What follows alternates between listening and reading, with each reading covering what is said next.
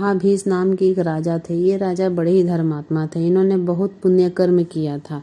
राजा के सत्व कर्म और सौयस्व में यज्ञ के कारण राजा स्वर्ग के अधिकारी हुए और स्वर्ग में जाकर आनंद से रहने लगे। एक दिन ब्रह्मा जी की सभा चल रही थी जिसमें सारे देवता मौजूद थे।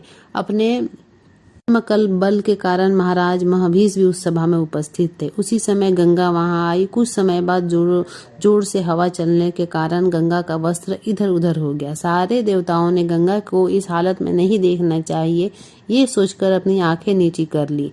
राजा महाभीष ने आंखें नीची नहीं की।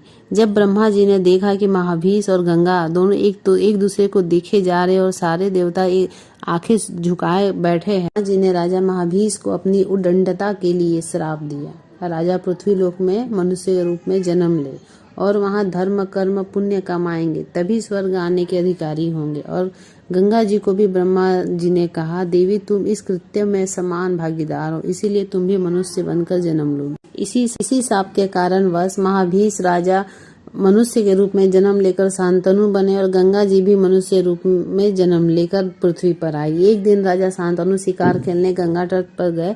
वहां गंगा जी भी मनुष्य के रूप में आई। शांतनु को देखकर गंगा पहचान गई कि यह राजा महाभीष है जो मनुष्य के रूप में जन्म लिए हैं। उन्हें देखकर गंगा जी को अपना पूर्व काल का प्रेम प्रसंग याद आ गया। शांतनु भी गंगा जी को देख के मोहित हो गए।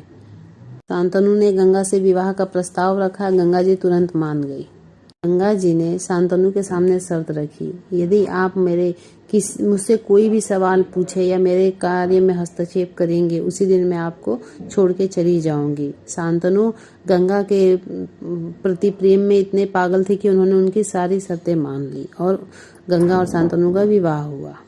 अब गंगा उनकी पत्नी बन गई, जो पत्नी के तौर पे बहुत खूबसूरत और लाजवाब थी। फिर वहाँ गर्भवती हुई, एक पुत्र को जन्म दिया। वह तुरंत बच्चे को लेकर नदी तक गई और नदी में बहा दिया।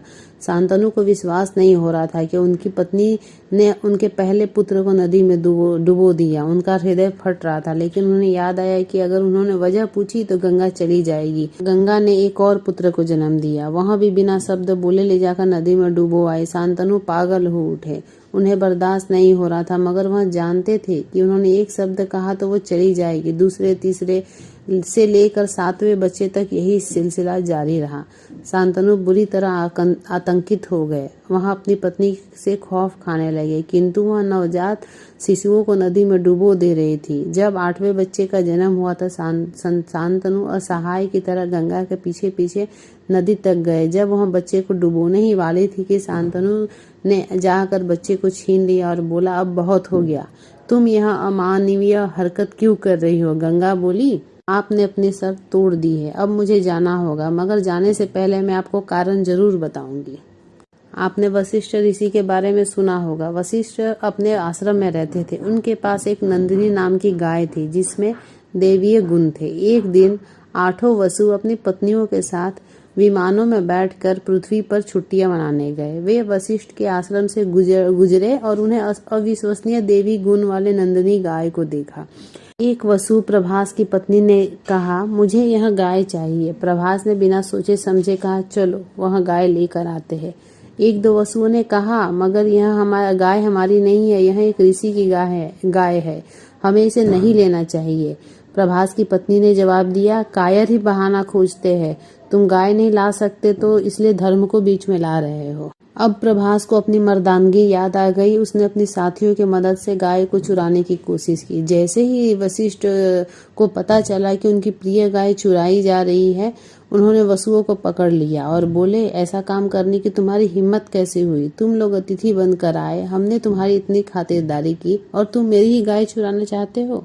उन्होंने वसुओं को श्राप दे दिया, तुम लोग इंसान के रूप में जन्म लोगे और उसके साथ आने वाली सभी सीमाओं में बंध कर रहोगे। तुम्हारे पंख कतर दिए जाएंगे जिससे तुम उड़ नहीं सकोगे। तुम इस धरती पर जीवन बिताना होगा। तुम्हें बाकी इंसानों की तरह पैदा होना और मरना होगा।